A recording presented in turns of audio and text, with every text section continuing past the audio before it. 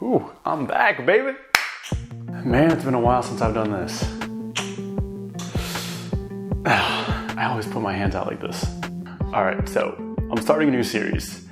I feel like towards the end of every year, everyone makes these recaps that are kind of like, oh my gosh, 2019, the best year of my life. Instead, I want to do something different. Instead, I want to talk about the lessons that I learned last year. And to start off, I don't want any of these to come off as like this high and mighty, I'm perfect, I know everything, I have the best philosophy in the world kind of status. Because to be honest, some of these lessons I have to remind myself of. And sometimes I fail to even live up to them. But one of the things about hypocrites is that even if someone is a hypocrite sometimes, that doesn't mean that what they're saying isn't true or isn't something that you should follow. In all honesty, it kind of just means that it's a lot harder than you think it is. It's easier said than done. What I want to start this series off with is something that I learned all the way back in last January when Jacob and I were doing our 30-day challenge. I made 30 videos throughout January, and Jacob recorded a podcast every day. Throughout his podcast, he had a lot of great guests, and then serendipitously, he got the chance to actually interview this high-profile guy named Larry James. He was one of the guys that happened to help bring like all the art from the Harlem Renaissance to the Columbus Art Museum. Well, not all the art, but the art that was featured there. And he's one of the few people in Columbus that can actually say that he's had Obama over at his house.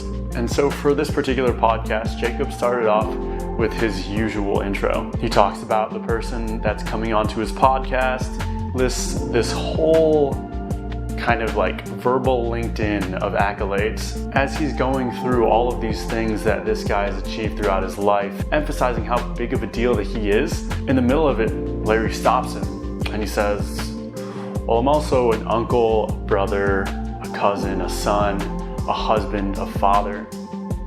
And it was interesting to me that out of all the people that had been on the podcast, the one that was probably the most notorious was actually the one that interjected and talked about his relationships. Whereas everyone else probably got a little bit cocky and proud when Jacob brought up all these things that he'd accomplished. I know I've done that before. And maybe that's one of the things that a lot of people get wrong. A lot of people think that they're defined by all of these material successes, all of these things that they can put on a LinkedIn, that they can kind of humble brag about in a blog post or something. Whereas I think Larry understands that we're not defined by those things. Instead, we're actually defined by our relationships. Even if you watch every great movie, I even was watching a YouTube video where the guy was saying that the superheroes in Marvel, what makes them great is that they're defined by their relationships.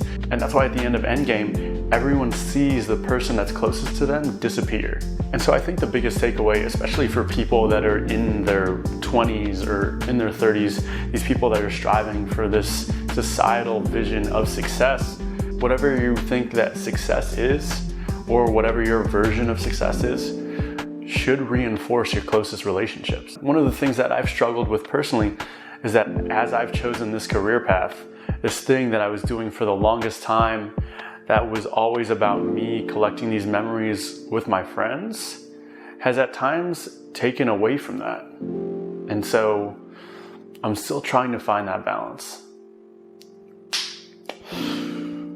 Oh man. I have not done that in the longest time. I have no idea if it was any good or if it provided value for anyone. But that's just one of the things that I learned from last year. Yeah. I have no thing where I typically end the video with. Shit. Anyway. I'm hoping to make more content. It's going to be a lot of random stuff that's just been on my to-do list of ideas for the rest of the year. Hopefully I'll actually execute instead of just being all talk. Got a 2-camera setup this time, so the flow is better. Ooh, I'm sweating now. Do you see that? I get that nervous making these videos. Yeah. Okay. Well,